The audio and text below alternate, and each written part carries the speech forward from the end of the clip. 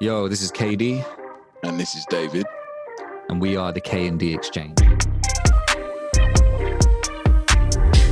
where we exchange music, and as a result, we exchange ideas, bridging the gap between old and new, with all original music produced by. Enjoy.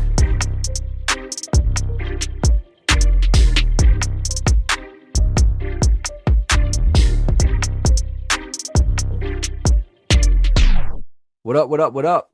This feels weird. Welcome back after a long hiatus and Christmas break, to be fair. Welcome back to the K&D Exchange. I am your host, KD, joined by my co-host, David. David, how was your Christmas? Christmas was shockingly bad. Might even be the worst one. Happy New Year, everybody. Oh, yeah. Happy New Year. How was your Christmas? Yeah, shit as well. Yeah. Well, I don't know about don't like to put a negative on things, but like we were talking about off mic, caught the Rona on Christmas. So did Day. I. So did my family. Caught man. The Rona as well. We all got it.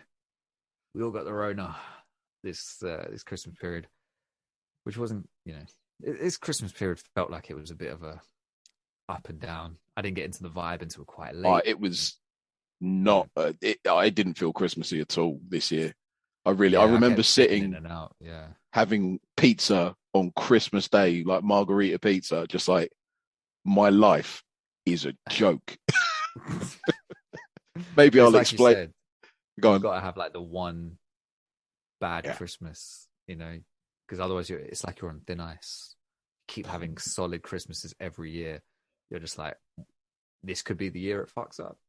Oh, in all fairness, though, I mean, I've been blessed with Christmases. I've had years and years of solid Christmases. So, you know what I mean? Like, this one had to kind of go badly. Rona, son's not well. Plans getting changed at the last minute. I'm sure it's the same for a lot of people, like yourself as well. Yeah. This is the first time spending Christmas like away from my immediate family and away from my partner, and being somewhere completely different, doing it like on someone else's terms. So kind of being part of my cousin's Christmas and kind of doing things the way they do it, so that they have like a Christmas lunch instead of a Christmas dinner. So they're eating at like 1 p.m., 2 p.m. Whereas at my house, we would have just a normal lunch. After all the Christmassy, like opening presents and sitting and chilling and stuff, we would do like just a normal lunch. And then it would be getting the dinner ready, chilling out, watching a Christmas movie, whatever. And then we'd have a big Christmas dinner. So this one was weird because it's like I ate at like 2 p.m. and I was like just out for the rest of the day, which felt weird because I just felt like I'm just stuffed, like full of all this food. What do we do now? Do you know what I mean? But it was good, except for the fact that then tested positive, had to stay there because I was gonna go back the next day, and then I had to stay there, and I was there for like the full almost 10 days because my test just would not go negative. And so that was that. But didn't listen to much music either as a result. Did you know Nas dropped an album? Yeah, I saw that. Actually, yesterday. Yeah. And I was like, you saw it yesterday. Where have I been? But real life gets in the way. Real life gets in the way. 100%. I mean, I saw the album cover. I think I saw it on Twitter or I saw it somewhere, and I thought it was one of those fake like bootleg things or a compilation or something. I saw people talking on Twitter, and I was like, what the hell are they talking about? I was like, that song wasn't on King's Disease. That song wasn't on King's Disease. What are you talking about? Is this some lost tapes thing that's just from back in the day? And I look, and a friend of mine sent me the album and was like, we got a new Nas album on Christmas Eve. I was like, great. Okay, shit. It's really good, by the way. It's not King's Disease 2 level, but it's really good. That surprised me, that album. I must admit, I didn't think I'd like it as much as I did. What, King's Disease 2? Yeah. That's, top 5 for me for the year. Oh, easy. Yeah. Yeah. There's Yeah. Man, if we had time, we should have done a top 5 of 2021. I was going to suggest that. We can still do it. Still We can good. still do it. Yeah, Yeah, yeah, yeah. yeah. Maybe even for Novelist is getting a mention in there because his album was sick. I still haven't listened to it, man. Good, because I'm going to give that to you as an exchange, Oh, okay, cool, cool. and then we can basically salivate over just how good an album it is. Nice. Um, yeah, The Weeknd came out with a new album today, actually, which I was surprised I actually like it because I did not like the last one. Didn't like that whole 80s shit that he was going for. But this time, very strangely, I listened to it twice all the way through, from beginning to end. I was like, damn, okay. Um, but yeah, we're not here to talk about The Weeknd or Nas. We're here to talk about. Well, first off, we're on exchange number 36. I've really forgotten how to do this. We're on exchange number 36. But for those of us who Anybody have that been with wants the us, format has switched off this episode already, so you might. yeah, anyone who's begging for gagging for the format, which everyone's probably pissed that I have to say it every time. But this is the deal. Still gonna go. Okay. Still gonna go for it. I don't give a fuck. It's been a while. Basically, as it says in the title, we give each other we exchange an album each week. We alternate. So this week, David has given me an album to listen to. It's an album that I haven't heard before, but he's familiar with. Next week, I will be giving David an album to listen to that I am familiar with and he's not. And it's a way of us bridging the gap. He's listening to stuff he probably never would have checked out. I also am checking out stuff that I probably never would have got around to listening to, or I wanted to listen to, but just you know how it is. It just doesn't happen sometimes because we're crossing different genres, we're crossing different backgrounds, and you know whatever. We're coming in from two different perspectives. That's the beauty behind it. I'm trying to remind myself of why I do this in the first place. It's fine. Listen, it's the new. It's as of recording. You know, it's Friday night. Yeah. It's a new year. We're in 2022. Yep. How could we possibly know that the year 2020 would be a trilogy? Because I don't feel any different. Yeah. And I saw that on a tweet. I don't know whose tweet, but A I can't trilogy. take. Yeah. I Crazy. can't take credit for that pearl of wisdom. But yeah, man. I So, know. but yeah, man. First one of 2022, and look, this is great. You know, it's great. It's good to be back. And we're talking about none other than possibly the greatest guitarist of all time. Well, better than Prince. I'm joking. I have no idea. That's a Yeah, conversation. I mean, it doesn't. Prince is good. Jimi Hendrix is a level above. Yeah, Like there is something. Even I know that. Yeah, I mean, we'll get into it in the album, but it is. Woo. So yeah. All right. So this album is Band of Gypsies by Jimi Hendrix, released in 1970. Yeah, January the 1st was the recording date of this album. So yeah, this is a live album, right? It's a live album. It is indeed. We've not done that yet. No, we haven't, which is weird in terms of listening and reviewing. So yeah, what's happened? My son, number 2, he's awake, isn't he? Ah, of course he is. He knew. Hang on.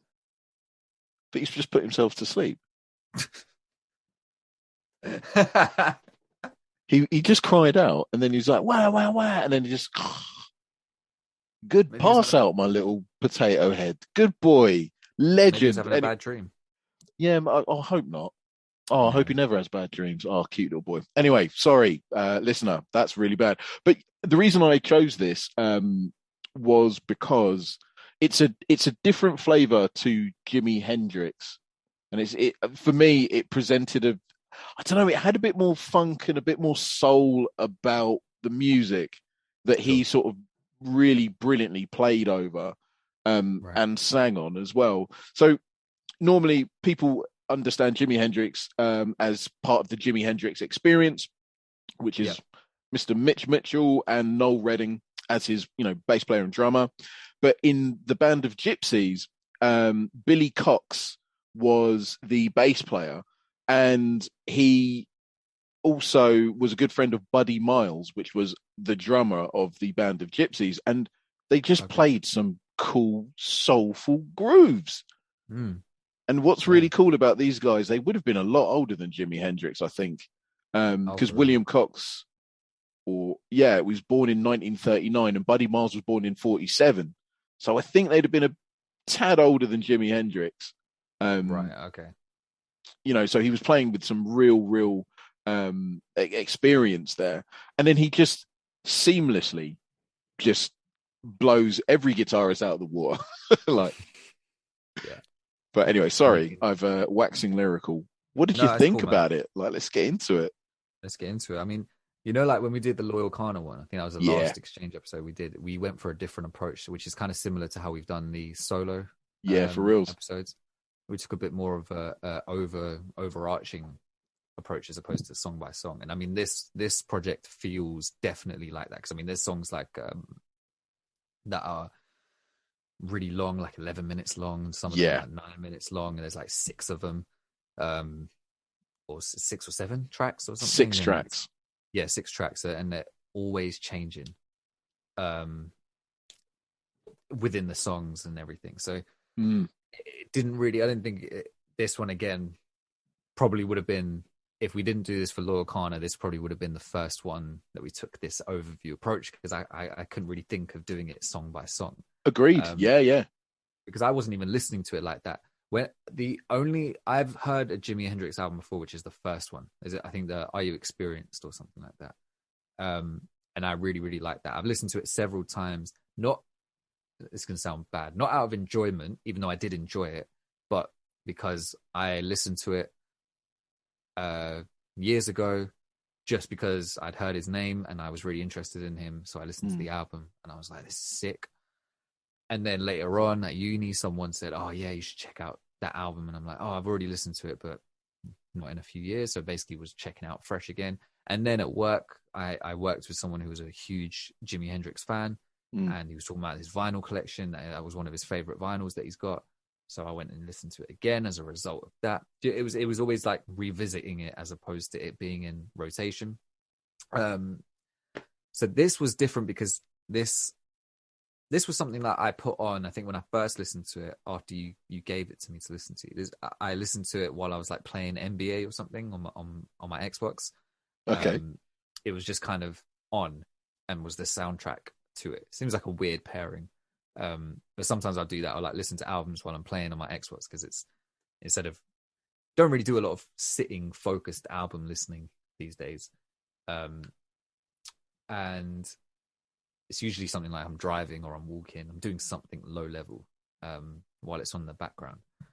But this was cool because what this felt like, because it's live, and you know, you can kind of tell when something is live when you listen to a recording of it. So, you know, you can't Yeah, just get your phone and you can't just play a song out of the speakers, get your phone and voice note that and then listen back to it all the time and get the same feeling from it, right? Because you mm, think it's just recording the it's just recording the song, it's just recording the audio. Surely it would translate. It doesn't. You can tell when something's been recorded, if that yeah. makes sense. I don't know if I'm explaining that right, but I mean, I'm sure you understand what I'm talking about, but I Hmm. mean, like for the listener. So when there's live albums, it's always an interesting experience because you're one bit removed from the experience in that you're not there in person listening to it, but and the microphones and stuff are capturing the overall vibe of it, not necessarily every time, you know, miking up individual instruments and miking up the vocalist and then mixing it and mastering it so that they all gel together. There's a Mm, live sound to it. You can hear the ambience, you can hear the space, you can hear the reverb, and obviously in proper like live show concert recordings, you can hear the audience, which is always actually adds to it. correct. Um, there's a certain style, there's a certain sound sonically that you can tell this is a live recording, this is a live show. Hmm. It's not the actual song itself. Um, which was interesting when I was listening to this because it almost didn't feel like an album I would go out for a walk and listen to, um, which I could, but during wintertime I didn't really do much of that. Um, it felt like an album I put on when I'm cooking or like when I was playing Xbox or whatever. And it felt like I'd hired out a band to come to my house. Yeah. It's like I'd hired him out and his band to come to my house and just play. And then every now and then they might say to me, oh, we call that whatever the song name was. But in general, I didn't really care what the song name was. I was just vibing. You're just sitting there eating dinner and there's a band playing and you're just vibing to what they're doing. Every now and then they might stop and talk. They might sing. It might be purely instrumental. It slows down. It gets more intense. Whatever. That's how it felt listening to this, and it felt like one of those albums that you see people in like movies that are based during like the 70s or whatever, where someone's got their headphones linked up to their record player and they're just lying on their back, all their records spread out everywhere, and they're just vibing out to the music, or on a beanbag or whatever it is, and they're just vibing out. This sounds like the kind of thing that they would be listening to 100%. On their record player or whatever. So it really felt, because I really love the sound of live sound. I mean, we've talked about this a lot. I love the sound of the live sounding instruments, especially drums, and there's a certain texture to them, which it's just sometimes you hear it in person and you're like, why can't I hear it the same way when it's mixed into the actual song, if that makes sense? Why doesn't it always? Sometimes with some pieces of music, I felt that where I've heard it live, if not even just hearing it live, you're feeling it live because you're feeling the pump in your chest. That's it. Yeah. You're feeling the crowd around you as well. And then when you hear the studio version, it's a bit too clean, or it's a bit too. That's it. Doesn't have, I don't know, the cymbals and the snares don't have the same grip. They don't have the same bite. Same bite. That's it. Yeah. When I think one of the things that I love about like live recordings and live albums is you do have an element of rawness there. You can't hide behind the polish of mixing and mastering. You're essentially naked. Your music is naked before the world.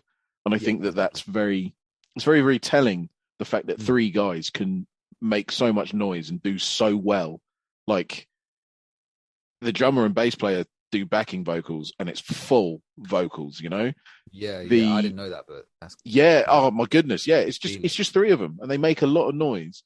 And one other thing that I think that with live recordings of albums that you miss though is when you're there in person, you've got the build up as well, and that is so important to a live show, isn't it? The build up 100%. When you're just there, you're like, right, okay, the show's meant to have started half an hour ago. It said 7:30 on the ticket. It's now 8:00. Like, where's it's all part of it, man? Where's the guys? Like, where they at? Or where who? I remember Erykah Badu when I went to see her. It was back in the day. I think she was nearly an hour late on stage, and I was pissed because I had to go and travel down to Kent the next day. I was in Brixton. I had to travel that night, in fact. And I was like, oh, mate, she's fucking me up. The thing is, saw the show, didn't mind, floated all the way back to university. I was like, oh, my goodness me. But it's part of that.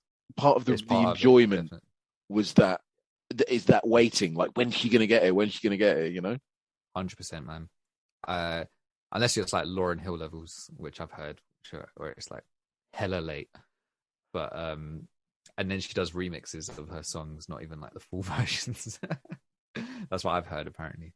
I would still go and see Lauryn Hill though. She was a prodigious artist. Yeah, she had a great verse on King's Disease too, which we were just talking about earlier. Yeah, she had a great verse on that. Although when she does say, "People complain about my lateness," well, I'm trying to save them or something like that. Referencing, people always basically finding a way to hate on me by, complaining that I'm late to my shows and stuff, but not taking in the greatness of what I'm giving them.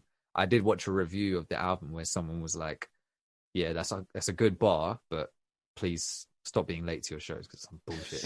Because it's annoying and it's rude. It's annoying. We've paid our ticket to come see you. Don't act like you're higher and mightier than us. We can't do what you can do, but great power comes great responsibility. So, here's what it is. I agree. show up to your shows. You are a sick artist. You're Yes. unbelievable. Spider-Man wouldn't do that. I'm just gonna say Which it. which Spider-Man? Andrew Garfield, Tobey None of them. Maguire. They'd all show up on time. Fair enough. I know the '90s, the '94 cartoon Spider-Man. He'd be on Oh, time, boy. he'd be on time. He'd be on time. Don't even sweat. That guy Spider-Man's would your be guy. I know that. So 100%, man. Yeah, 100%. That guy would never be. Nah, man. Don't fuck up. No, fuck around, Lauren Hill, man. Come on. do you You're reckon a Jimi Spidey. Hendrix was late to this show? I don't know. I feel like back in that time. I mean, I reckon even now, if he was like resurrected or something, people would not care. He'd be one of those artists where people would potentially not. He seems like the type who has super fans. Do you know what I mean? Don't you think? Yeah, people were. Well, so my father-in-law, he is obsessed with Jimi Hendrix. Like Yeah. he's a guitarist himself. Okay. And he saw Jimi Hendrix live in Greenwich, and he said he's never seen anything like it. He said it was the best thing he's ever seen, right? Sure. And I believe that Jimi Hendrix had that effect on a lot of people. There's the Woodstock, was it Woodstock 69? And basically Sounds right. Eric Clapton was due to go on after Jimi Hendrix. Was it Eric Clapton or, oh my gosh, what is his name? Flipping funny hair, poet, flipping, maybe, no, I think it was Clapton. Okay. And basically Jimi Hendrix plays the show, tears it down, comes off stage, and Clapton's obviously extremely experienced and really popular. And he said, how the fuck am I going to go on after that? Like, he was shook. That was He was like like, it's Jay-Z one of the after best things DMX. I've ever seen. Yeah. Jay-Z said that before about DMX. He said he had to go on after DMX. And he was like, Oh, why? that is such a funny thing. Why? And this is Jay-Z we're talking about. Yeah. And that's saying, such a good story, isn't it? Yeah. He's like, why do I have to go on now?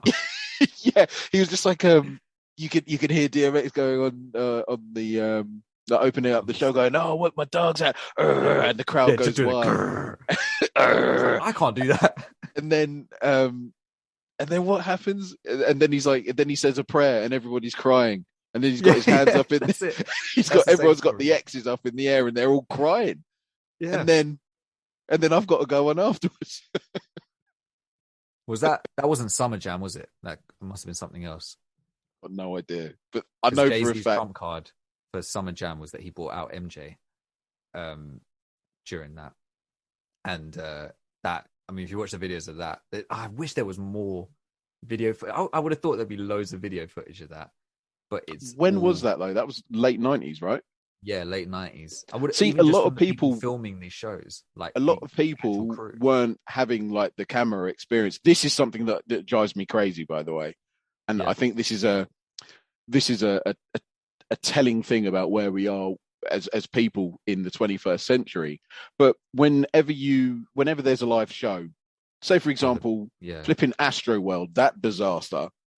The amount of videos that you could find on YouTube of just people just like filming it and all of that stuff, whereas they're not there to enjoy the experience. Like, you can guarantee that the only people that are like concentrating on recording this are the sound guys in this album, whereas everybody else is there for the experience. And we are we're removing ourselves from even live experiences because we're just like, oh, I've got to capture this on film. Me and my wife went to see a band called Listener, and I was tempted to record like my favorite song. The feeling is there, even when you don't want to. The feeling is there, right? Yeah, you're just like, oh, and then I thought, no, hang on a minute, I'm gonna enjoy this moment. Yeah, let me just be here with him, and it was just one of the most heartfelt songs that I've ever heard. It's called Wooden Heart, and the way they did it live, it was like I could imagine people in the front row would have been weeping. It was beautiful, right? Sure. And it was nice to be part of that experience. But people just on their phones these days, and thus adding another layer of removal from a potentially life-changing, life-affirming musical event. 100%, man. Because when you look back, like when you try and take a picture of a really vast like landscape or something, or Hmm. just a big scene. Like when like I've been on like city holidays, like I've been to New York with my parents, for example. My dad's like they're banging out his new camera and everything. He's gassed over it. And he's taking pictures of fucking everything, which I understand because he's, you know, he's got this new camera and he's just playing around with it. But when you look back at the pictures, like when we were showing it to my grandma when we got back, nothing looked that impressive. But when Agreed. we were there, I remember that feeling when I was younger of standing at the base of a building and looking up and getting that disoriented feeling of like that scope of how tall this building Mm. actually is in real life and how small I am Hmm. compared to it. You couldn't get that even if I was standing at the bottom taking a picture of it. I mean, some people can probably replicate it in a much better way. But they've Just in got much better general, cameras. they've got much better cameras. They've got much better eye for what actually creates that sensation, and Sure. they can do that. But in general, every time I looked at a picture or a video of something that I've experienced, it'll spark a memory, but I can never show it to someone and say, yeah, look at that. That's exactly how it looked. Because in my head, it was way bigger, way more grand, way more amazing than what could be captured in the Yeah. camera. I mean, your phone is small and can only contain a certain amount of something in it, just purely on the space of the screen, of the size of the screen itself, right? Compared to your vision of the actual event itself. Absolutely. Right? It's probably the biggest it can be. Yeah, I have this problem as well. Like if I think the last few concerts I've been to or like live shows, I think there's probably a handful of videos I've taken, Mm. and it's maybe when I'm just like, oh, I'll video this part because it looks cool. Usually I go for it on a looks basis, Yeah. and I'll be like, I'll put that up on my Instagram story, or I'll put it up as a video I'll send to someone like, yo, I actually went and saw them. It's crazy, you know, or I'll Yeah. take a picture Yeah, at the for real. beginning, you know, when they're up on the big screen, for example. But more and more recently, I've done that much less Sure. because of the whole feeling of, no, I want to just be here, you know. Yeah. Don't want to fall into that trap of always having to document everything that I'm doing. I do fall into that trap because you see it all the time and you see it on Hmm. social, and when people reply to it, you get this dopamine rush and you're like, man, okay, I should do that again, you know. But then Bigger, it doesn't better, always. more likes, more likes, more clicks, More more likes, hits. more stuff, yeah. But then when you see people's stories and they've got like all the tiny little dots at the top, meaning that they've got a million fucking videos or pictures, and you know that they're at like a whatever big gig that's happened, and all these other people on your timeline, you've also seen their stories about it. Mm. It actually has the opposite effect where I don't even skip through it. I just go off their story to the next person. So I haven't even watched the rest of it. So there is a definitely less is more approach. And when you go and see these shows, I mean, I personally would always recommend that people don't use their phones and they treat it like a cinema, you know? Um, Yeah. Maybe a bit less stringent than a cinema, you know, take a couple videos, but limit yourself. Really Yeah. limit yourself to not even take your phone out. You don't even need the flashlight until the artist says, get your phones in the air, put your flashlight on. If they say that and you want to be involved, do it. That's cool. But you don't need your phone throughout the whole thing. You're there to see that artist and you're there Correct. to take in the whole vibe. It's like people who go to the cinema and I see them pull out their phones and check their messages like halfway through the Oh film. man, put your brightness. Hey, buddy. If you're really going to Night be a mode, fucking arsehole, motherfucker. yeah, put your Night fucking mode. brightness down. I cannot stand it. It is fully distracting. It's so distracting. And it's just like, why are you here? Why did you not just wait for the film to come? Like, you know, and especially nowadays, the window, especially if you're watching a Marvel movie, some of them end up on Disney Plus like a week or two later. Right? Shang-Chi's already on there. I'm like, oh, I might Shang-Chi was on watch there that. for so soon after its release. I Yeah. was surprised. Black Widow, I think, premiered like a couple No, days after. I thought it was on Disney Plus I thought it was released first on Disney Plus and then cinema. You might be right. It Because actually, Scarlett because she had a Johansson, problem with it. yeah, Yeah. because she was like, no, give me my money, like Yeah. 35 million or whatever. I'm like, Fair enough, right? Because I it's heard that it like, was you a know, swag film, you know. yeah, like I can imagine. And that's her character's first solo film. And then it's not even, I know it's a pandemic, but you're gonna not get the big screen treatment like that. You're gonna have less people going to see it and paying for the ticket. For real. If you have a Disney Plus subscription, I know you have to like pay a little bit extra to see it on Disney Plus as well, or something like that. I think I remember they started doing maybe that. if it was on the premiere, you might have to pay like a little bit more. You had to pay a little bit more to get that sure. service to see that film. But I don't think it would have been the same amount. Whereas if you encourage a lot of people to go to the cinema and actually buy tickets for the film, I think it accumulates more than people sitting at home and streaming it. I think you're right. Same thing with music, right? You know, getting people to actually come to the live show compared to just their £10 subscription on Spotify. Correct. Every month. Which is like, what are you getting from that, really, as the artist?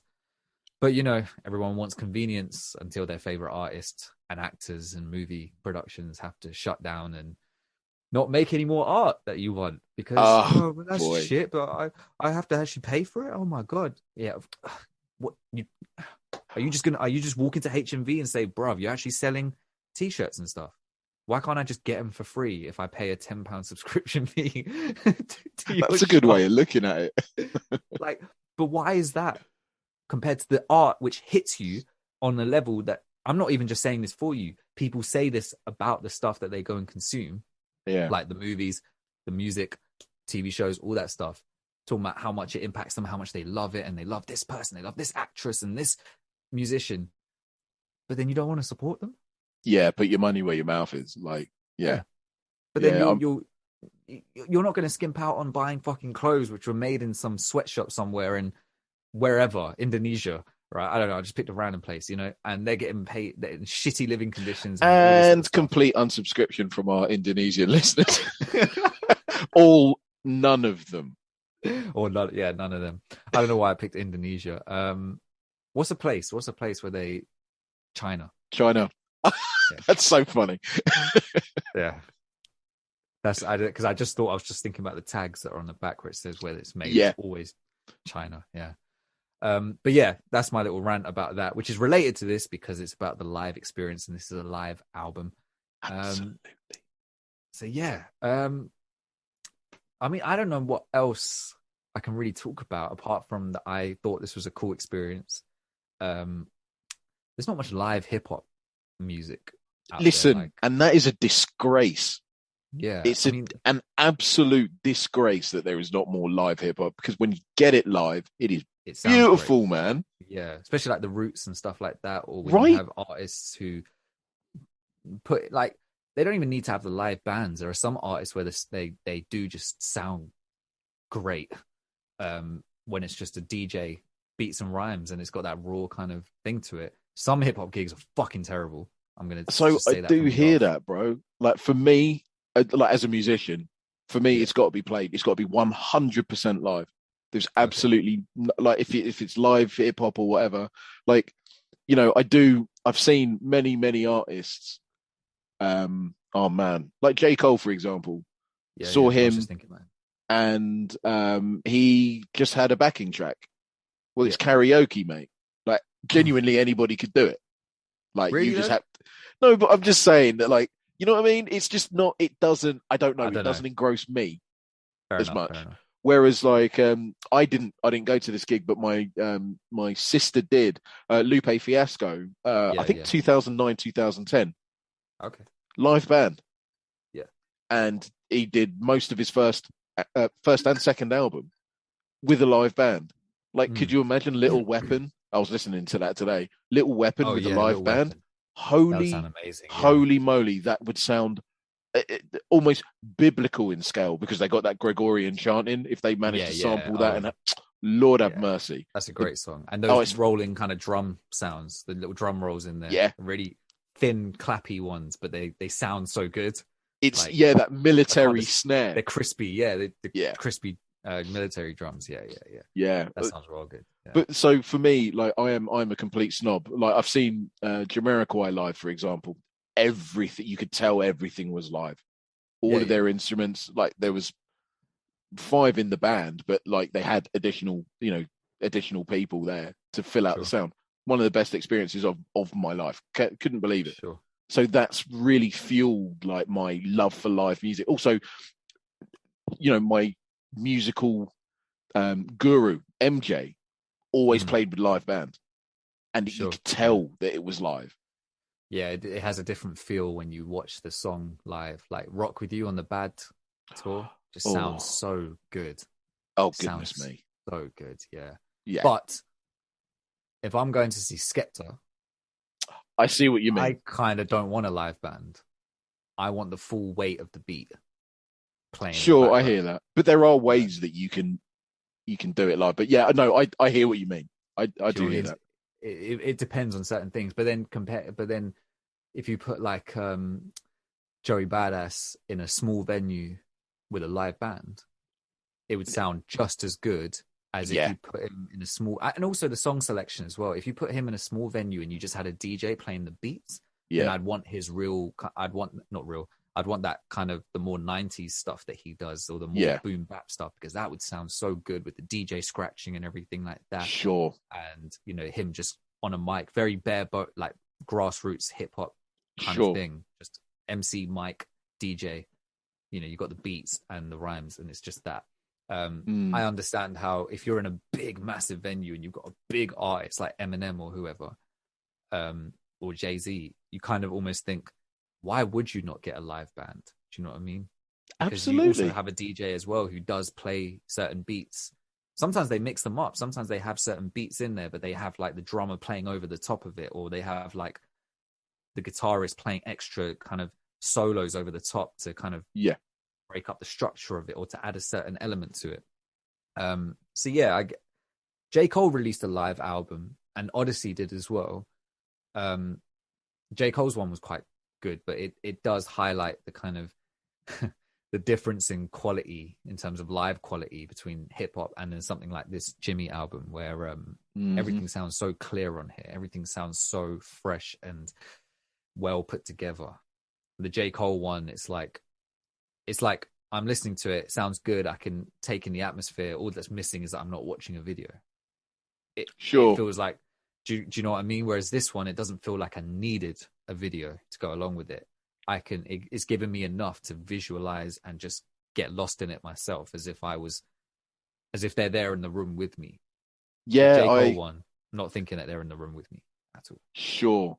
Yeah, Right. I found that this album is very, very immersive. From the second that I heard Yeah. it, I couldn't believe. I called myself a Jimi Hendrix. I was going to say fan. I'm sort of not a. I'm not a diehard fan. I was Sure. massively into him when I was younger, when I was getting into bass and electric guitar. Sure. But then, like over the years, I found that it was like kind of a contrived thing to say. Oh, I like Okay. Hendrix. Like, well, everybody and their dog likes Hendrix. Yeah. But Right. I think that the thing that always amazes me about Hendrix is he can play things that sound so just natural and so easy to play, but Sure. nobody else would think of to play. I can't Mm. explain it. It's just like That's little a great skill. accents when Yeah. he 100%. when he's singing a certain way, and then he'll make the guitar like he'll mirror what his vocal with the guitar, right? Mm. In some instances, and you're like, oh, okay, cool. That sounds really normal to do, but not many guitarists do that kind of stuff. Or he'll Mm. just add like a really complicated like riff into Sure. like he'll be playing like a normal riff, like a couple of Yeah. notes, and then he'll just do something completely mad and off kilter, and you're like, what hang on a minute, and then he brings it Yeah. back, and it's like, yeah, okay. Mm. I can't. I'm explaining it so badly, but No, I get it. he I just get it. does For sure. things that are so that you pick up. The more you listen, the more you'll pick up, and you're like, Sure. how is he Yeah. doing that while Sure. standing there and singing? Oh, he's Right. just Yeah. Yeah. amazing. Yeah. I've never understood how people do that. Like I've just, I mean, as an MC, you're kind of moving your hands about and shit, and that's the extent of it. And moving around the stage. I don't think I've seen. No, I wouldn't count that. But I was going to say I don't think I've really seen like an MC play a instrument while doing their lyrics. I mean, I don't. Have you ever seen that? An MC playing Lauren Like, Hill. let's say if they're sitting playing the piano Lauren and then Hill. rapping while rapping. I swear she's done it. No, Okay, maybe I haven't maybe I've seen it. just again maybe it's Mandela That effect. would I make swear, sense. That would make or sense. was it? It was one But of you the don't see it early often Fugees enough. things. Yeah, but you don't see it often though.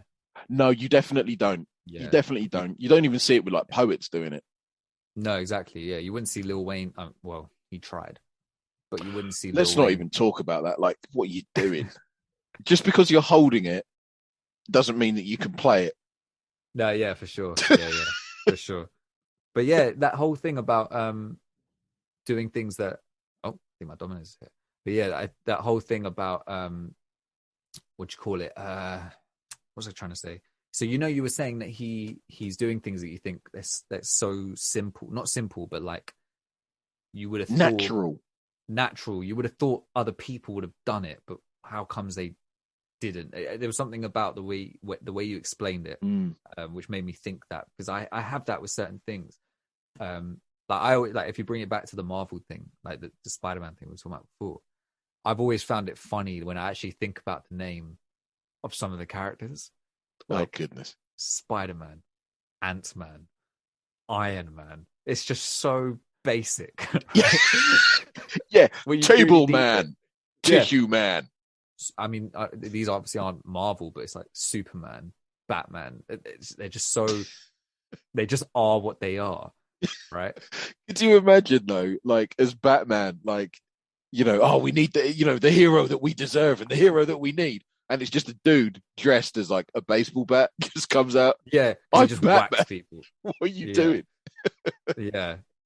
It's it's one of those things where I think, is that just because they were the first to do it, or was it just okay? Well, let's because Well, there's Superman nothing was to the say. first one, wasn't he? He was Yeah, but what I in mean is that the person who created Superman, yeah. if was he just like in the right place at the right time that no one else had thought of? Oh, let's make a superhuman character and call Mm. him Superman, right? It's such a basic It pairing of was words. 1938. Right, yeah. So that one could be a case of it was, but there's nothing to say that anyone else would have come up with that. Doesn't Oh, matter I how see what you basic mean. or simplistic it is. Yeah, Like yeah, yeah. I'm just thinking that now. Actually, I always, as a kid, I was just always just thought, well, someone would have come up with that eventually, right? But not necessarily, because people might not have thought of those more simplistic, basic names. They might have actually tried to overcomplicate it even, or give them Mm. different names, or they might have even thought of the name Ant-Man and thought, nah, that sounds No. stupid, and then Yeah. moved on, right? Yeah. Or Spider-Man, what? That's just so unimaginative. Let's move on. Except Whereas he's someone one like, of the sickest heroes with such a good rogues gallery. oh, Like 100%, the man, Sinister he's so Six. iconic. Oh, Sinister Six, yeah. Have you seen the new movie? I mean, there's no no, spoilers. There's no no, spoilers I in this. haven't. Okay. I know. What's his name? Alfred Molina is back Yeah, yeah. as Doctor Octopus, but I don't know anything. I've stayed away from spoilers. You don't So know as soon anything else, really? Still, after all this time that the film's been out. I know Toby Maguire's in it or makes an appearance. I know Okay, that. you've got to edit that out, because Oh, that's you've got to edit that out, because that's the spoiler. oh shit. Well, no, it's common knowledge. Everyone knows that. It's on the internet. No, that's what I was trying to ask you, because you said you don't know anything else about it. So that's why I was surprised, like, because I watched it a few times in the cinema Okay. because I went with different people, and I was surprised at how each audience, because I went on opening night and I went on later nights. Yeah, okay. I was surprised at how reactive the audience was on the later nights, and I was thinking, you guys still haven't seen any spoilers yet. Do you know Yeah, what I mean? I know that. Well, because the thing is, like, there was rumors of him, like, because it's the multiverse, right? So Yeah. I ultimately that's where I went in my head as well, and then I saw yeah, like yeah. a few pictures. I was like, Oh, oh, okay, okay, yeah. fine. No, those are spoilers. Yeah, those weren't part of the promo. They've literally, even to this day, These Sony pricks. they've been keeping the promo they've been keeping those parts tight to their chest. There's a few things that are slowly dripping out now, Okay. but Well, yeah. yeah, Well, I had a feeling because as soon as they're talking about, we'll just say spoilers in this episode if you haven't seen the new yeah, film. but I haven't seen it, so I mean, I know that it's out there. You've let out a spoiler first. Yeah, but I mean, you have to be an idiot not to know. Like, Well, it's there was been always out ages now. Yeah, that's what I think. Yeah, but even before the film came out, there was always this kind of, will they actually do it? Will they Yeah. actually do it? I always thought they would. I was a believer, but apparently the writers did actually prepare a story in case they didn't sign on, which would have still had like Doc Ock and the villains No and one stuff. tell me anything else. Like, don't tell me anything else about. I just know Oh, this I'm not Doc saying Ock. anything. Yeah, I'm Cool. not saying anything. All Yeah, right. I'm not saying anything. But So you yeah. haven't seen the trailer or anything? I saw the one trailer where he says, where Doctor Octopus is like, "Hello, Peter," and then like Oh, there's at the Doctor end. Strange in it. Because I Okay. know the reason why I was so sort of like switched on, because Marvel aren't really that transparent with stuff. Because No. I called Endgame Sure. before I saw it. I called it Oh, okay. literally to the to such a high degree. I was shocked by myself. I didn't Hmm. know that I didn't know like the ins and outs, but I knew the beats of it Sure. just because of what Doctor Strange says in the end of Infinity War. Infinity War when he's like, "We're in the end game now." I was like, "Oh, I see what's going to happen." Like, I Oh, genuinely, okay. like, you can ask my brother. Like, I literally over message, I was just like, "This is what's going to happen. This is what's going to happen. This is what's going to happen." And lo and behold, I'm seeing it, and I'm like, Yeah. "These guys aren't that great." Like, it's so basic. One thing that I'd fix about Infinity War, not that there's one chance that they win, but there's 5 or 4 chances. So you know that every action that they do is jeopardy. You don't know if it's going to work. Yeah, I'm surprised that they said that there's one where There's we just win. one way, because then that means Endgame is on rails. That's what that means. Like, Yeah. everything that they do, they're going to win because that's what the Avengers do. Infinity Yeah, War because is we where know they that they're lose. not going to end. They're not going to end Endgame with them losing, which is the culmination of all these movies, just to have them lose, right? Surely. Although, what would have been the most gutsy thing in cinematic history is you get Infinity War, but Yeah. we didn't know about Endgame. What would Yeah. if they lost at the end of Infinity War? You'd be like, "Wait, what?" Because that's what And I then thought was happening. I was like, what the fuck? What are they going to do? And then I wondered if the MCU was just going to continue off the kind of the back of, well, this really bad thing happened. So what are we going to do?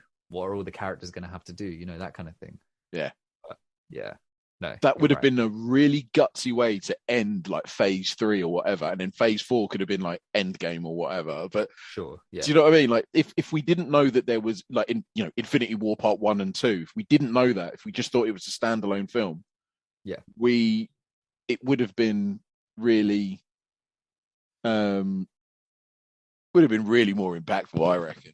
Yeah. Yeah. But I don't think they probably would have wanted to do that. Nah, they got people You know, to. they got people to please. But yeah, Yeah, everything good. Okay. But yeah, so that's the link I made there. I know we started talking about the films and stuff, sorry. but it was no, it's cool because I'd love to just have a Marvel discussion about like, Oh, films and stuff. mate, I've watched so many of them again recently as well. But we should. I watched Infinity War, Endgame, yeah, same. Civil War, Yeah, Avengers 2, First Avengers. Like, I've watched yeah, them. yeah. I watched the first Avengers the other day. Age of Ultron Iron the other Man day, as well, a the few days first one, ago. because that is still top draw. Yeah, I love that film. I watched like we watched like Shang-Chi again just on that day when I was not feeling Is too it well. worth it? Is it good? Or I can I watched in just skip cinema. it? I enjoyed it. I really enjoyed it. It's like it's one of those films where it's like you can treat it as a standalone film, but there'll be little hints to the bigger MCU. Sure. So if you skipped it, I mean, I don't know what they're going to do further down the line, which might be like, oh well, you Well, must it's know all Shang-Chi. linked, isn't it? So Yeah, I mean, I just like watching them. I'm a bit of a completionist in a certain sense. There's things that I really like, so I will watch. Like I watched Eternals, even though people were saying it wasn't great. I've I heard I it's actually quite good though. I enjoyed it. I don't know what people were on about, but like it's not like it's my favorite Marvel movie of all time or anything. But It's different, isn't it? It's like slower yeah, paced and bit slower pace. You watch the trailer, you don't really understand what the film's about, and then in the first kind of hour of the film, I still didn't really know where it was going or what it was getting at. But it kind of does come together. But yeah. No, I um, will watch that. I'll watch that for sure. I still yeah, have to, like, I've skipped yeah. so many though. Like, I've skipped Oh, Ant really? Man Yeah. 1 and 2, skipped Oh, I Spider love Man 1 Ant and Man. 2. I love Spider-Man Homecoming. Those Spider-Man films are such fun films to watch. Like they're just such fun Spider-Man films, which I think was lacking from the Sure. first two iterations. You know, the kind of the fun, goofy side of his character. Um, but then this film brings it full circle. So yeah. But yeah, I can't Shang-Chi. wait to see it. Oh, you should definitely go see it in the cinema as well. If you have a good audience as well, it's one of those event films. Like all three times I watched it, the third time might have even been one of the better times. I don't know because I was with different people each time, and it just depends on who you're with. But yeah, it was fun having seen it, and then like going with my brother and my mates who are also like big on Spider-Man, and then having them watch it and being like, man, I can't wait for them to see this part. Can't wait for them. And then they're all reacting even better than you thought they would. And it's just like my brother was speechless at the end of it. So was I the first time I watched it. Like Can't wait to see it then. I All right. loved it. But yeah, but then I'm a huge Spider-Man guy. But Shang-Chi, we just rewatched it, and then we watched Ragnarok. Just Such a top film, that one. Yeah, it's so good. And I was just in the mood because we'd watched Shang-Chi, so I was like, I'm still in a Marvel mood. Yeah, let's watch Ragnarok. Okay, the post-credit scenes kind of sets up Infinity War. Let's just watch Infinity War. And then, okay, well, we've seen Infinity War. We can't just end on that, so we just watched Endgame. And yeah, we had a little mini marathon there. And now I'm just going That's not mini at all. That's a good solid 7 hours. In the span of the MCU, though, which is what, 25 films? We watched four or five. Yeah, like but you picked four massive, pretty big films. Yeah, no, it's true. Ragnarok is long. That's like 2.5 hours, isn't it? They're all definitely. Yeah, you're right. They're definitely like big films. Yeah, and I think Endgame's 3 hours and 5 minutes. So yeah, that was a great experience. Nothing will top Infinity War, I don't think, for a cinematic experience. Yeah, Infinity War is just an amazing, like, even just comic book movie as well. But yeah, seeing that in the cinema was great. Seeing Endgame in the cinema was great. Yeah, this new Spider-Man definitely as well. This new Spider-Man definitely fulfills that. Yeah, but what was I saying? Yeah, so that whole thing you were talking about, the simplicity of the bringing it back to Jimmy, like kind of what he was doing and what he does do, and you just think, damn, it's so like simple but profound. That's so kind of natural. Like surely everyone else would do this, right? Like Like loads of guitarists that I've listened to. So, for example, John Frusciante from the Chili's is heavily influenced by Jimi Hendrix. You can tell in a lot of the music, and a lot of the guitar licks, and a lot of the sort of phrasing that he uses. Sure. It's still like Jimmy seems to be a level above that, and John Frusciante's excellent. And it's just I don't understand like how. Yeah. I just don't understand a lot of this. I mean, there's I know what you mean. this album. Oh, what is it called? The Power of Love. Oh, hold on a minute. It's The Power to Love. The beginning solo of that. I mean, when my eldest son listened to that for the first time, he was like on his back, like, you know, pretending to be playing guitar, like a wailing guitar.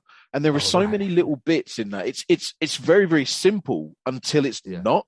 And then when you listen to how he can go from like really high notes to these really low notes, you're like, you need to realize Jimi Hendrix apparently had really big hands.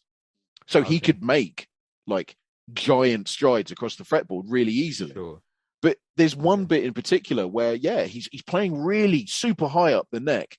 And then within less than the blink of an eye, he's down low and then just back up high again. And it's just, I don't know anybody else that can, like, I'm sure there are guitarists that can do the, you know, that can cover this and that can emulate it. I'm sure they can, but it's just the ease in which that he does it. It's just disgusting.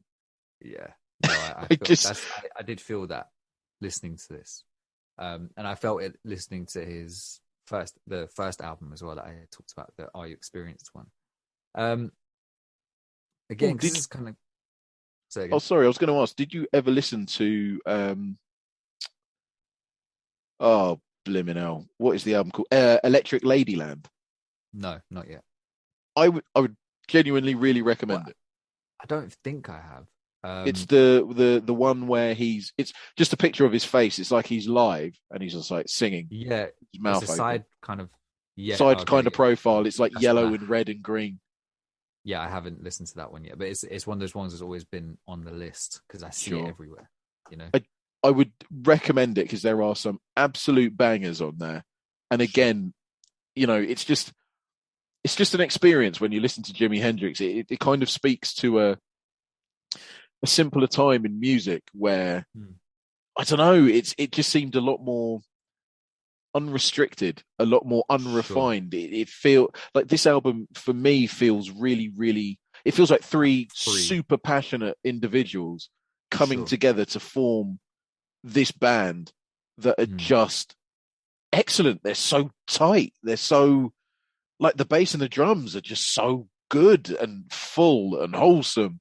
And Jimi For Hendrix sure. over the top. He doesn't over embellish ever. He goes hard when he has to, but then Sure. he plays some like really beautiful accompaniments to the bass, and then he Yeah. just adds these little phrases, and it's just I don't understand how one man could.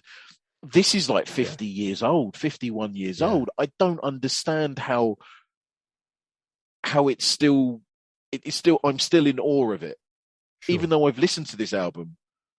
I've listened to this album at least 40 times. Right. Right. I still find new things to latch onto, and Sure. I'm always at school with this guy. Sure. Yeah. I It's, get you. Yeah. You're always in that student position yeah, when you listen. Yeah. I'm at a desk. You know what I mean?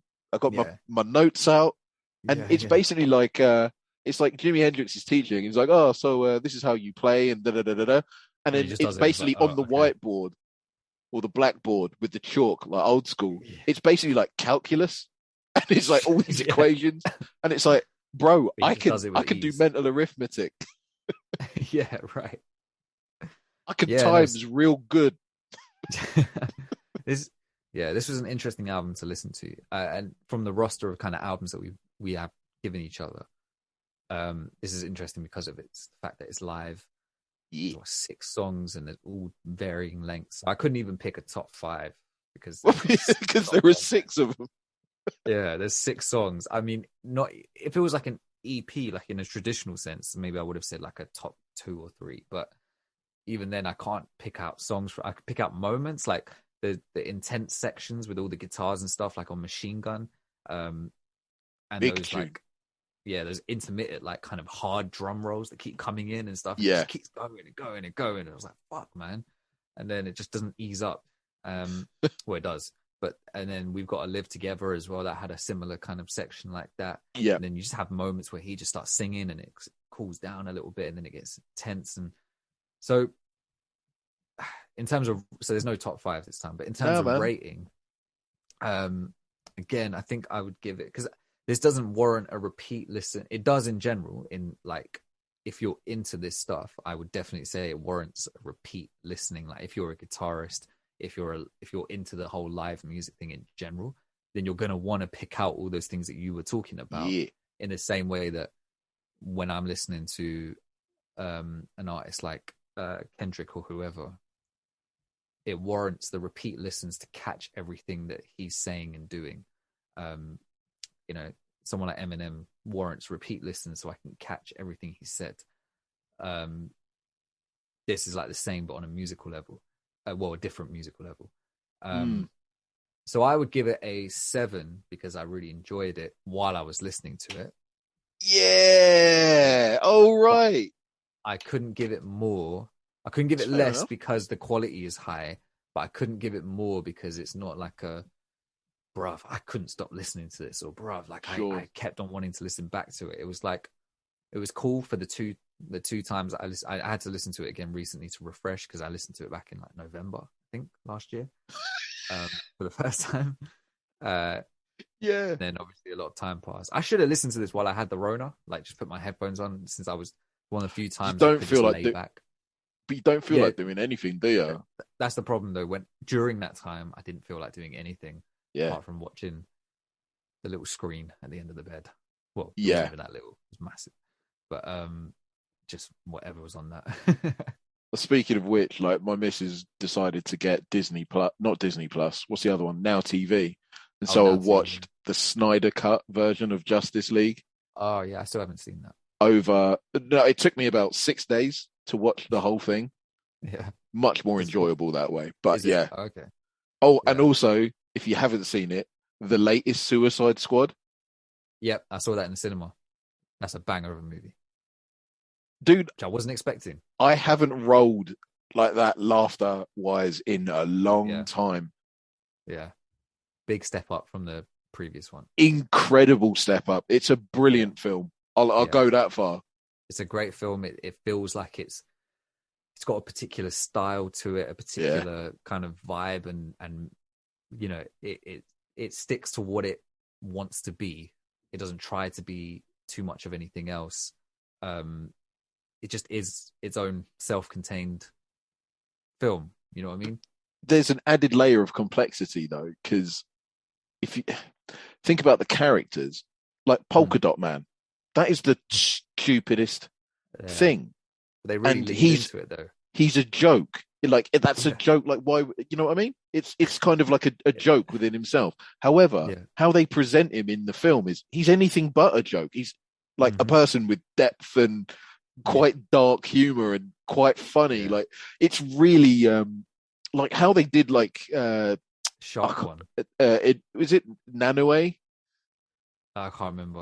I can't remember the names. I need to watch it again. Oh, the shark, King Shark. Oh, is that the shark? Yeah, yeah. The way they did him doesn't sound like it would work, but it did. Not at all.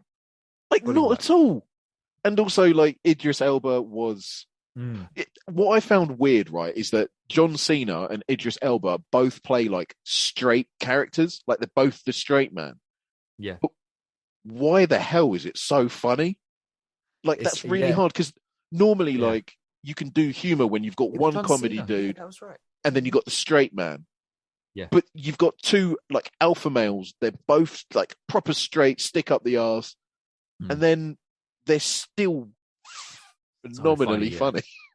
I kept thinking in my memory, this is probably a testament to The Rock and the fact that he's just in any movie he can get his hands on. Oh boy. But in my memory, I forgot it was John Cena, and I just thought, yeah, it's The Rock and someone else, Sure. but it's not. It's John Cena. That's Yeah. kind of The Rock is just in so many different things that I've seen. Well, I you just saw the assumed, body and you're like, ah, yeah, it's the Rock. yeah, I just thought, okay, there's this big muscly guy in there, Yeah. probably The Rock. Okay, whatever. You know, in my memory at least. But no, John Cena, yeah, he was actually really funny in that, and they play off each other. I actually really liked Harley Quinn as well in this film. Yeah, yeah, they give her something Way to she do. was. Yeah, right. And they Compared give her to depth as well. exactly, because I heard that the first Suicide Squad movie that they reshot a lot of it and reworked a lot of Yes, it they after did. Yeah. Guardians of the Galaxy came out because they really like they saw the reaction to that and then they tried to make it a bit more like that and it kind of fucked it up. Well, And what happened is that, like, I think the first director was David Ayer. oh, they Ayer, had I think yeah, that's they had how. like different So he's a directors. very sort of serious, kind of emotionally driven director. I don't know a lot of his work, but that was the problem. Like he Sure. apparently there's so much of the original Suicide Squad left on the cutting room floor that it's just not. They bastardized that film and they added stupid music to it, Yeah, you right. know, to kind of make it, oh, this is fun and cool and quirky. And it was like, no, Yeah.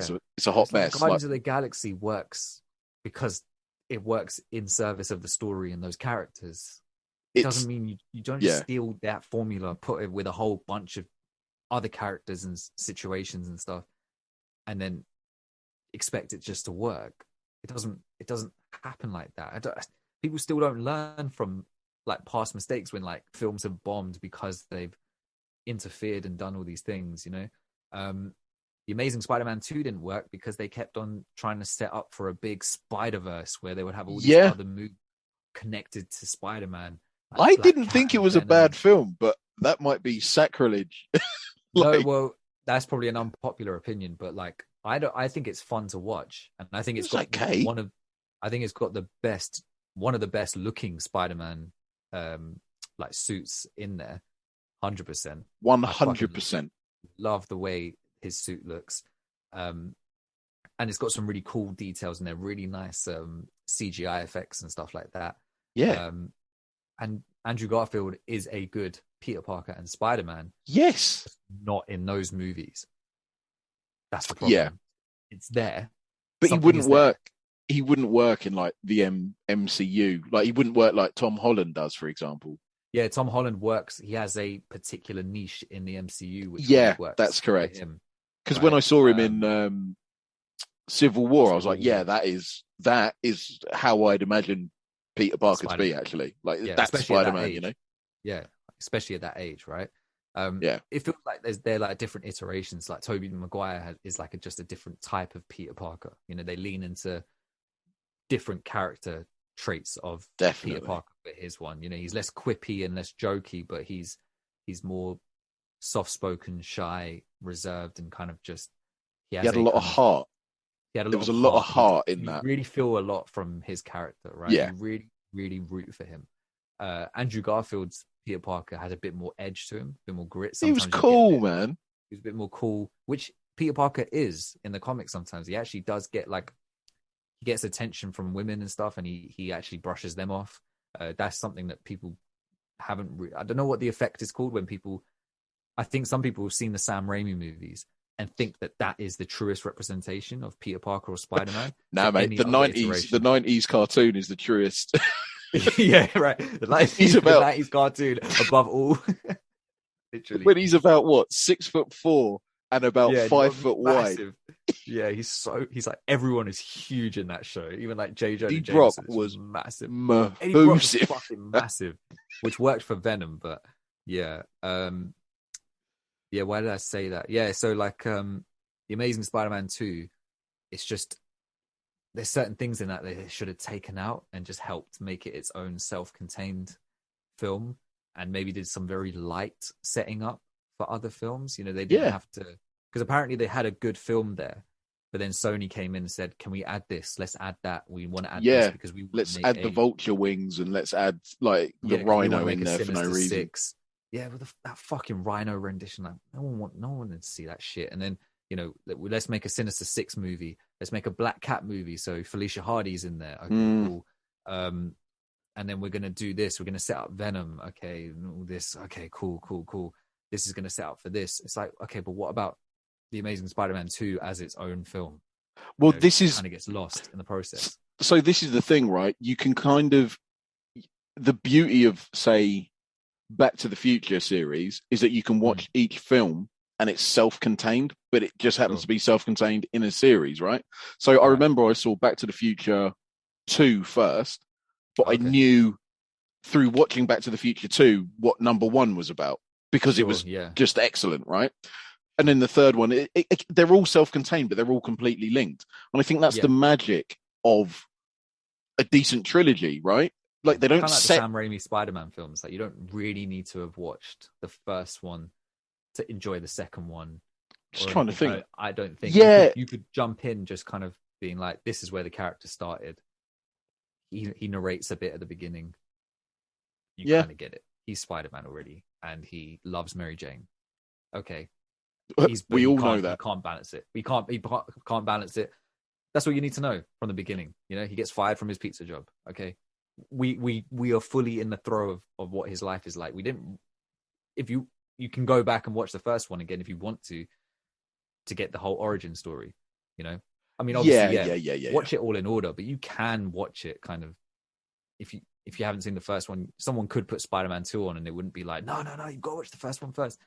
It's like, you know, might need a little bit of explanation in certain parts, but yeah. So I get what you mean. Like they're self-contained to an extent, but they are linked still to the rest. That's it. Yeah.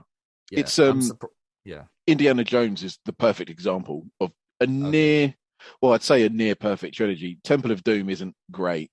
I never really liked that, but Raiders of the Lost Ark is an incredible film, and The Last Crusade is amazing. They're all obviously linked. Yeah. But you could just watch any of them. But you can just stick them on. You know, I've never seen an Indiana Jones movie. Sorry? I've never seen an Indiana Jones movie. I would recommend The Last Crusade because it is just fantastic. Okay. It's so good. Well, maybe But I when we mean, I do was a movie kid exchange, and we it was can, in the zeitgeist. So no, yeah, I'd recommend it. Do you know what? Any Indiana Jones film, it's Harrison Ford in his prime. Like he's sure, fantastic. He's brilliant. sure, yeah. So, do you know All what? right. We should do a film podcast because you know what I mean. I've I was just about spoken to more say, about yeah. films. Yeah, I mean, I'd love to. I mean, I've been getting really into like films and stuff lately. Like, I always used to. I loved films before, and I've always loved the idea of like being an actor and being part of the process of Mm, making it. And I loved watching behind the scenes stuff of films that I loved, and I'd watch like the film with the commentary and stuff like that. yeah. Um, just to kind of, I loved the insight into making it. Mm. Um, yeah, it's always felt like something on my kind of to-do list, my creative to-do list at some point, which is like, you know, write a script for a movie, even if it's really shit. Just do it, just get it out your system and get into Why the not? throw of it. You know, um, Hey, if listen, they someone made ever, Batman versus Superman, so you're in yeah, with a shot. exactly. So I can do what I fucking want, but like, yeah, those films, man, it's wasted potential. But Oh, to be honest though, watch the Snyder cut because okay, if they manage to spin off and do half the stuff they try and set up in that, I mean, honestly, the DC universe would be in real good hands. hmm, Like they interesting. do it really, really right. Yeah, I feel bad for like the people who run the DCU, and people who are big DC fans when they see what Marvel's. I mean, Yeah, if you're not a Marvel fan, or if you're the person like behind the DC universe, and you constantly see the MCU just getting these wins, and just constantly just putting out quality, do you know? and then yours just hasn't got the same weight behind it. Correct. One of the things that if you're trying to play catch up, one of the Yeah, things you do is you don't set up. You literally go big yeah, immediately. yeah, So I'm talking about Darkseid just literally like it's a nice quiet night in Metropolis. Darkseid shows up and sure. everything goes wrong. And Superman's Hmm. like, I don't know I can't deal with this on my own. And I'm Sure. the strongest one. That's your starting point. Right. You go Yeah. massive with the Yeah. biggest, toughest guy ever. You don't set up, like a You MCU. They've don't got need all the origin 10 origin stuff all the time. we all know Superman. We all know Martha, Batman. Like we all know Hmm. that. Like Yeah. maybe you need to set up, I don't know, Martian Manhunter or Green Lantern, the heavy Yeah. hitters, Yeah. Wonder Woman. Set Yeah. them up, fine. Cyborg, do what they do in the Justice League and like make the film about him. And Yeah. then literally, there you go, boom. You've got your Justice League. Just straight off the bat. I don't need to know about Aquaman. He talks to fish. Like, I don't need a movie. I'm not going to watch it. Like, Aquaman he's was a shit movie. he's tough as fuck. That's all we need. It's Jason Momoa. It's Khal Drogo for crying out loud from Game Right. of Thrones. Like, I know he's tough. Oh, that's it. Yeah. So I I don't literally need I've an origin forgotten he was movie. I part of that. just want to see him fight stuff, Yeah, for sure. you know? I, So you go big yeah. immediately. But Like we didn't see Spider-Man's spider bite in the MCU because I mean we've seen yeah, it twice already. I think although, they're doing a freshman year thing on Disney Plus, which I think is going to deal with what it was like in those 6 months before Civil War. That's like a cool thing that they do later in it. So, yeah, you know, but you didn't need that when you introduced him in Civil War. You can just introduce him. Everyone knows who Spider-Man is. yeah, Everyone knows he got bitten by a spider. We do not need to see it for a third time. correct. Um, who else? Like Black Widow. We didn't really get her origin story, but she still got introduced into the thing, and we took it for what it was. We didn't need it though. The thing is, We we didn't didn't need it. need a Black Widow film No, at we all didn't. because she was a mystery, and that was Yeah, what made her exactly. so alluring. Like, why did her and Clint like Yeah, know what each other? happened Why with were her they and so stuff. tight? Yeah, They always talk about Budapest. Like, why were they so tight? Um, yeah, like, what does she really like? I mean, do you know what I mean? Like, she was a yeah, mystery, and that was 100%. cool. And she's obviously super capable and a Mm, really good spy. Like, just exactly. leave her like that. But We haven't got a Hawkeye origin story. We don't need that really. you don't need Um, it. But you got a no, series though. the series is really good though. Oh, is it? Yeah, I really enjoyed it. Okay. The Hawkeye, like the Hulk. I mean, obviously they had a film before, but they kind of ran through his origin in like the first 10 minutes of the MCU film, which was great. They just capped it up. He's on the run in Brazil. Cool. Yeah. Let's just start Well, there. Like we you said, all just know it. I go mean, in. Yeah. yeah, you're right. Yeah. But anyway, welcome to the K&D Film Podcast. Yeah, which is basically what we're transitioning into after our next few exchanges. Do you know what I mean? Yeah, we just That'd be a great chat because it's still an exchange. it's still technically an exchange, yeah. Exchange of music, exchange of art, exchange of ideas. Could even True. just be Or we could do opinion episodes. Or we could do that's just a separate podcast. We could do that. Depends how much. We'll think about it. We'll think about it because, like, in all fairness, like I've watched so many movies over the last few weeks. I'm like, same. I need to talk about all this. I need to talk about some shit. Yeah, yeah. Need to get some stuff off my chest. Like Man on Fire. 100%. Like when I was younger, I thought Man on Fire was a top film. I'd love to do that. I'd love to go back and do like a retroactive thing for films that I loved when I was younger, and then realized it was just the Denzel Washington. It was a pile of shit. Man on Fire, piece of shit, mate. Like, it's I thought terrible. That was a great film when I was younger as well. I need to rewatch it then. Oh, and also I saw Face Off. That was on the other day, and I was like, "Oh, I'm gonna watch Face Off." I used to love this when I was younger, and I think I even mentioned it on a podcast like ages ago. But yeah, I watched it again, like having not learned my lesson from watching it maybe 6 months to a year ago. And right. I used to love it. I when I was like 19, like 18, 19 at uni, I remember saying to like my friends, and honestly, if I could go back in time and slap myself with like a wet salmon and be like, boy, you're an idiot. I remember saying it's one of the best action films Hollywood has ever made. Like, it's incredible, this, that, and the other. Like, it's brilliant because I was so into John Woo, like The Killer and Hard Boiled and films like that, mad Hong Kong action. And I was like, yeah, man, cool. Like Face Off. Brr. Anyway, watched it maybe a year ago. Thought it was the worst film I've ever seen. Watched it again, thinking maybe I was a bit harsh on it. It's legit one of the worst films that has ever been made. I'm trying to think of an example of when I've done that, and I've tried to give it another chance and thought, nah, I was just in a bad place a couple of weeks ago when I watched it. Let's try it again. And then it's like, wow, when you think to yourself, something can't be that shit. Like when someone says this album is terrible, this movie is it's fucking terrible, and you think it can't be that bad. Oh my goodness, you can't imagine it, right? You're thinking, what could I possibly sit there and watch that would be that bad? And then you finally sit and watch it or experience it, or listen to the album, or listen to it, and you think, something is not hitting. And it's not even just not hitting, it's doing the opposite. It's actually making me feel like I'm wasting my time. Like I'm really not enjoying not enjoying this. And some films aren't like masterpieces, but they're fun to watch, or they're just like, I enjoyed that. Yeah, that was good. They keep you engrossed. They keep you engaged, and you're like, I might never watch that again. Maybe in a few years when I see it come up, I'll be like, oh yeah, let's watch that.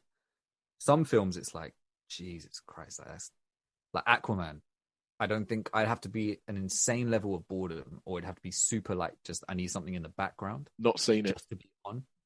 I put Aquaman on in the background recently, just because I was like, it's the first thing that came up on Netflix. I was like, oh yeah, fuck it. I know I'm not going to watch anything. I just need to put something on while I do something on my laptop or whatever. Even having it on the background, I was just like, film just looks shit as well. Like it's not even adding to the aesthetic of the room. It's distracting from it. In fact, it's taken away. It's a black hole of entertainment. I was like, nah, fuck this. I'd take, watch something else, Yeah. I'd rather watch Justice League because I didn't really rate that movie. That film was toilet. Yeah.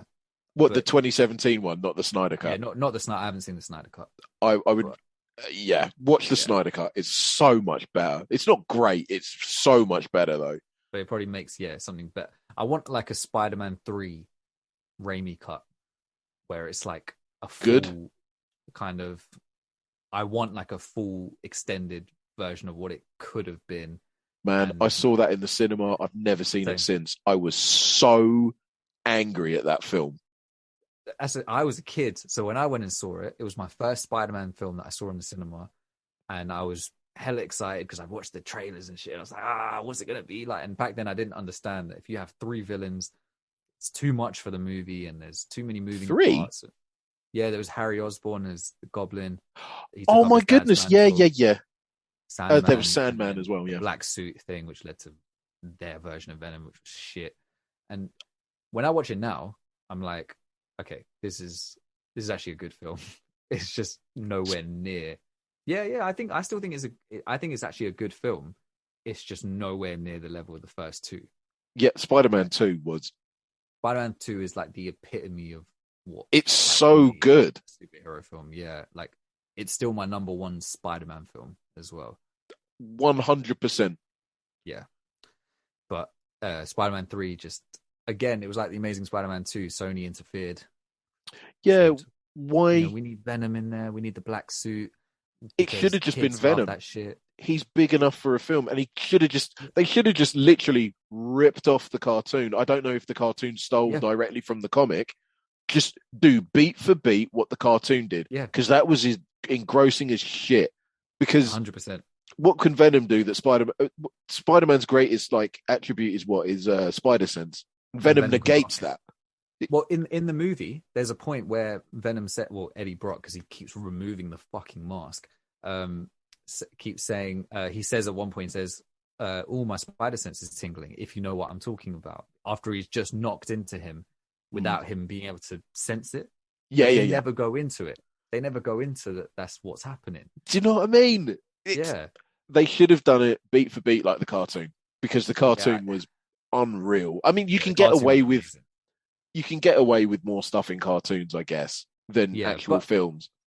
what they should have, thing is, Sam Raimi wasn't from that era of comic books, Yeah, where there was like Venom and the black suit and stuff. You know, he was more of the classic guy, so he didn't really even care about the character, and you could tell how it true. came through in the movie. They just put him in there because they were like, the fans want to see Venom, and just like, bro, to have Venom in there, you then have to have the black suit. You have to, have that story come out. We've set up Harry at the end of the last film, finding Yeah, out about his dad. And then the director himself wants to introduce the Sandman, which I think was done really well in that film, but it wasn't given its shine because it was like, the problem is in that film is that there's all these three different stories happening in one, but they're not linked to each other. They somehow yeah, make them link at the end, but they're not linked. Harry and his relationship with Peter is not linked to Sandman, his relationship with Peter, and then Eddie Brock, his relationship with Peter. These are three separate things where you could have made three separate movies out of agreed. those, really focused on them. Whereas in some films, some superhero films now, where you have multiple villains, it's because they're part of a group or there's a link between them. It's all in service of the same kind of story. This felt like three different stories happening at once. Right. This feels like a TV show. It feels like an episode as part of a bigger TV show where we already know who the Sandman is. We already the black suits come in. Okay, Venom will be in the next episode, for example. That's how it feels, but it doesn't obviously go that way. I remember loving that film when I went to see it in the cinema just for the spectacle. Yeah, man. But then I came home, saw the reviews, and I was like, what? Because I was a little kid. And then I remember, the more I learned about it, I was like, yeah, no, it's right. Venom was only in it for 10 minutes. Yeah, no, he didn't refer to himself as we. He said I. All shit like that. He kept taking his mask off. Yeah, no one needs to see, what's his name? Topher Grace. No one needs to see that guy. No one needs to see that. Yeah, And you ain't even Eddie Brock anyway. Eddie Brock is big anyway. Yeah. But the thing is, when I watch it now, Sam Raimi is still a great movie maker. So he did the best with what he was given.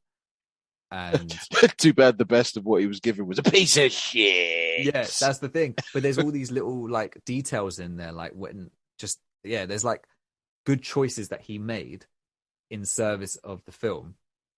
It's just unfortunate that Sony was like throwing things into the pots that he was like having to then make this thing. Okay, let's work that in. Okay, I've already got this story. I've got to add the black suit. Okay, but if I'm going to add in the black suit, I've got to do it properly. Right, let's do it like this. Okay. Topher Grace, he's like the anti-hero equivalent to Tobey Maguire, because Tobey Maguire's a nerdy kind of unassuming guy. We need someone else who's similar to that to be his rival. Okay, cool. Needs to be Black his suit. opposite, is what it is. He needs to be like he big didn't and understand. burly He and didn't like understand the a character. physical threat. Whereas Topher Grace, like I could break him. Yeah, I could fight this guy. Like Tom Hardy fully looks like Eddie Brock, in my opinion. It's Tom Hardy though. I mean, like Yeah. he is he's just an excellent actor. He's just a great actor. But when I saw that he was going to be Eddie Brock, I was like, that makes perfect sense. Yeah, that is who I'd imagine Eddie Brock, because he's wide. he's got that big wider look. Yeah. Edge. And he does like the comedy stuff quite well and everything. But yeah. So Spider-Man 3 is actually, when you go back and watch it, it's a fun film to watch. But it's still a fun piece of shit. It's a fun piece of shit. If you watch the first two Spider-Man films and then you watch Spider-Man 3, it's jarring, the change in tone. It's a drop off. I remember that then though, man. Like honestly, when I came out of the cinema, I was like, I've wasted my money. I've only ever walked out of one film, and that was Mr. and Mrs. Smith with Brad and Angelina. I was so angry. I was like, I thought I was going to get a good film. I just walked out after about half an hour. Man, I was in a bad mood anyway. Oh, fair enough. Yeah. But yeah, and then I was close to walking out of Godzilla 2014. My wife was like, my then girlfriend, she was like, "Oh, no, you made us come and see this. You stay." And I was like, "You've got to stay." Fuck you, girl. Like, fuck you. I was so angry in that film. Piece of shit. This new Spider-Man film, I went in thinking, look, you went and saw Spider-Man 3 when you were younger, and you're having the same feelings now where you're like super hyped for it and you have no idea how this film's going to go. It could Once bitten, twice shy. Yeah, it could be shit. Just be prepared. I walked out of there feeling like, wow. And then to top it all off, I'm seeing that it's getting like amazing reviews from everyone. And I'm just like, I feel validated. And then I went and saw it again and again. And I thought the hype's going to wear off. I'm going to see the cracks. I'm going to see the flaws. Every time I left, I thought, I cannot wait to see that again. That's really cool. I really enjoyed it. In all fairness, I will watch Spider-Man Homecoming. I'm not going to watch the first film because I can't be asked. But I will watch Homecoming because Jake Gyllenhaal deserves my attention. Far From Home. Oh, whatever. Yeah. All right, Far From Home. Yeah, because obviously he's in London, right? Mysterio, in one bit. Yeah. He's in London and Venice or whatever. So Mysterio is one of my favorite Spider-Man enemies as well, just because it's absolutely crazy. A dude in a weird suit and a goldfish bowl that lights up when he talks. Fantastic. I'm surprised they picked him, but they really did contemporize him nicely. I was very surprised that they did that. Well, didn't they? Well, I know in the cartoon he had hollow cubes, which like basically made like holograms and stuff, right? Yeah, that's right. And so he could basically he could genuinely, like, you could be walking on the ground and then he just like he'd hollow cube that you're like whole illusion. Yeah, like he'd do an optical illusion where you're like 300 feet in the air and you would be fucked. You'd be like, oh my god, and fall over. Yeah. So but this one is like drones. So I saw a little bit to date. Yeah. So I will definitely see that, and then I will watch the third film. I think Homecoming is better, to be honest. Huh? I personally think Homecoming is better. Oh, fucking hell. All right, fine. I guess I'm watching all of them. How comes you didn't watch Homecoming? Huh? How comes you've ignored like that film? Do you know what? Like I think it's what's called franchise fatigue. I was going to say, did you get like a superhero burnout? Well, I kind of, at the time, I was like, I don't need Spider-Man. I've seen it already. I've seen it twice. I don't need a third time. And then also, like, I was really keeping my powder dry for like Infinity War and Endgame. Sure. And also Thor Ragnarok, because when I saw the trailer, I was like, oh, the colours. Oh, this looks different. Yeah. And it ended up being, honestly, like, I was laughing. Like, Corgan Meek is so funny, man. Hey, man. Yeah. That whole film's so good, man. It's a top film. It's a really good film. But yeah, the K&D podcast, the K&D Film Exchange. The K&D Film Exchange. Yeah, Fuck it. that sounds like a good festival name. Yeah. Yeah, or like a building. Yeah, like the K&D Film Exchange, and it's just all curated movies or approved by us. All of, jeez, man. Like, we're starting another podcast. We're going to have to because we both obviously love films and music. Yeah, So we got yeah, the music down. Speaking of which, we need mm. to stop talking about films Yeah. Because because I need to give you you need to give me an an album, mate. I've forgotten how this works. Yeah. Okay. Yeah, All so right. it's been like 5 weeks. It's been a while, man. Yeah, it's been a Yeah, while. for real. All right. So for next week, I'm going to give you an album called Dark Comedy by a guy named Open Mike Eagle. I don't know if you've heard of him. Nope. He's on Mellow Music Group. I think he's part of that. And I have. Yeah, you've heard of I've probably listened to him rap, but not know that it's him. Sure. Yeah. He's got a very interesting style. Don't know how to describe it. Nope, don't worry. Let me listen to it. It's fine. Yeah. I mean, if he's on Mellow Music Group, there is a really, really, really, really good chance that Sure. I've enjoyed some of his work. Sure. But yeah. I'm interested in your thoughts on this album because this is the first album I heard of his, Okay. and I was pulled in by the front cover. It's got a very particular vibe about it, which we'll discuss when you listen to it. Gives me an excuse to listen back to this as well. So, which I'm looking forward to. Yeah, Open Mike Eagle, Dark Comedy. cool. I look forward to it, man. All right, yeah. your time to shine now. Oh, yeah. I've forgotten how this works. So, everybody, if you have stuck with us for this bumper bonanza of a New Year's K&D exchange, God bless you. Like, honestly, we've gone all around subjects because we're so sort of unfocused. But at least we managed to get in a little bit of, chat a about little bit of Jimmy. just how good Jimi Hendrix is, or was, rest his soul. We're sorry if you searched up Jimi Hendrix on like your podcast app, saw this and thought, oh, okay, yeah, an episode I can get my teeth into about Jimmy, and then you actually had to wade through it to get any Jimmy talk. There are mitigating circumstances. So if you're a new listener and you are still here, like, honestly, thank you so much. Normally we're like, go and check out some of our other episodes, like there's Low Ski, there's Blimmin' Low Key as well. Like we're, Loyal Kana, Cypress Hill, like we do really focus in on the music normally, but it's because we actually legit haven't spoken to each other in about this is the 5 weeks. Actually spoken to each other. Like, yeah, I don't think we messaged intermittently, and that was just because of it's Christmas, it's New Year. Yeah, KD reached out to me. I was having such a shitter.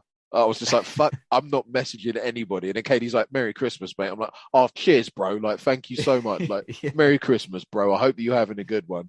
He didn't. I didn't. No, we both COVID-19. Yeah. But yeah, for real. No, I'm totally off it. But yeah, like normally we are way more focused and fun and whatever. But yeah, we're going to be doing a film podcast. I can feel it in my bones. It feels right. Yeah, I want to do that and gives me an excuse to watch certain films I've always wanted to watch and stuff that mate, you may have mentioned. I don't know if I should put a little kind of tag on like, oh, I'm really not like a certain genre type of films. Like horror movies, for example. I don't know if I want to say to you, bruv, I'm not watching any horror movies that you said. To be honest, mate, I've only got one horror movie that I would tell you that you should watch. Okay. But it's more psychological.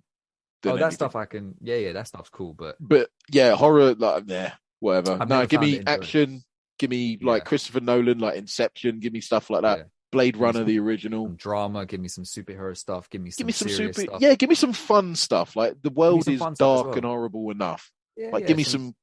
Yeah. Give me something to think about. Don't worry, you'll get Detective Pikachu. Don't worry, it'll happen, man. Oh, I've seen it. Oh, okay, fine. Detective Pikachu is top draw. I couldn't believe how much. I couldn't believe how much I enjoyed it. Me and my son were laughing. I fucking love that shit. We watched like Sonic the Hedgehog, which was shit. Top draw. Nah, I love Sonic. Really? I did not like that. It's a family favorite in our house. Oh, okay, fair. Maybe I should watch it again. I don't think I liked the person who was voicing Sonic. Not very Um, good. No, he's not okay, Sonic for fine. me. Yeah, I didn't like that. And then when I watched Detective Pikachu, I was thinking, whoever I watched Red Notice before that, and then Right. I know yeah, that voice. you know where this is going, right? Yeah. So then I watched Detective Pikachu, and I was like, whoever's doing Pikachu's voice is is fucking killing it. And then I So good, isn't realized, he? I thought I was like, I know who that is. Yeah, Who the you'd fuck seen is that? Deadpool. Like as soon as he Yeah. started talking, I was like, oh, it's Deadpool. I haven't seen Red Notice. I was like, Oh, oh Red Notice is right, a good film. it's Yeah, Deadpool. yeah. I was like, of course it's Ryan Reynolds. And you know how like with guys, it's like there's always the meme about like having them like crushes and stuff, and it'll be full of women, and then Ryan Reynolds will be in there as well. Good old Van Wilder. That's how I was introduced to him back in the day. What a guy, man! What a guy! I think if I see that he's in a movie, I'm just like, you know what? Chances of me Yeah, watching that I'll probably pretty watch high. it. Even that crap Six Underground. I was like, yeah, I'll watch it. Yeah, I haven't seen that yet, but I saw it and I was just like, we'll add it to the list for later, you know. Yeah, man, for real. Yeah, for sure. No, we're doing this film podcast. It's Yeah, happening. Like we're 100%, just gonna roll it out. 100%. Maybe Yeah, like for sure. every couple of weeks or something like that. But Yeah. We'll figure out a plan. yeah, we'll sort it out. We will. Oh man, new year, new podcast. Shit. Yeah, man. It's just what we do. Man, I love this. I love it. Yeah, let's do it. Let's do it. Because we're Yeah, also like this year we're gonna launch our Patreon as well, right? We're gonna do that. yeah. I Yeah, mean, we're last gonna year we're we gonna put in launch a a lot of Patreon work. and then we got to do all the content for that because there's shit tons to do. For sure. So yeah, man, big year for us. Let's hope we continue to grow. So anyway, it was my time to shine. See how these tangents can kind of just come out of nowhere. Like real For talk. sure. If you are still here, thank you so much. Like it's good to be back. The Rock is back. Like it's good. Um, blessings to all of you in these crazy times. I hope that the Rona made the rounds this year and the end of last year. Like I hope Yeah. everybody who listens to this is safe and well, healthy. I hope, and even if you're not, I hope you get better real soon. I mean, I can't say any more than that. Like, take care of yourselves, and we'll see you next week for the next Candy Exchange, where I'll be listening to Open Mike Eagle. Mm-hmm. Oh, Open Mike. Ha, cool. Yeah, All right. you see that. You see that. Yeah, he's like an eagle on the open mic. Like he's, you know what I mean? Yeah. Eagle-eyed. He's a killer. He's one of them. He's one of them. I can't wait to listen to it actually now because that's a cool name. Yeah, it's All an right, interesting piece of hip hop. But yeah. cool. Well, All I right. guess the only thing that we have to say is Peace.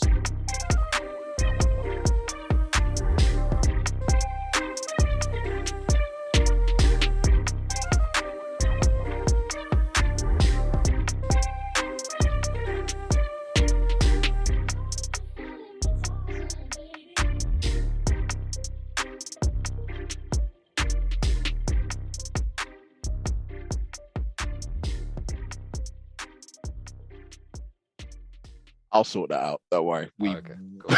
totally missed it. No, see on my end, it sounds like we're in sync. It's so weird. Oh, that's when it sounded like you, like I went peace, and then you were like, oh, peace. Sorry. That's what I have to say. Now he's frozen. No, fully like I usually actually account for the delay. I account for the delay by actually actively delaying the piece, and then you end up saying, "Oh, we got it that Now Zoom is freezing up. time." It's Bro. just weird. Zoom's freezing up. Okay, good timing. Perfect timing. And listen, I think Ezra's waking up too. Fucking hell. Oh, okay, my stomach's waking up. So yeah, bro, we got to do the film podcast. Like, obviously, we love films, so for sure, it's happening. man. For sure. All right, cool. Sick. All right, I'll start a list. all right, cool, man. All right, Safe, man. I really enjoyed that. I'm glad that you're 100%. well. Yeah, 100%. You too, man. And I'm looking forward to hearing it back. Same here. Cool. All right, man. All right, man. Take care. Bye. Bye.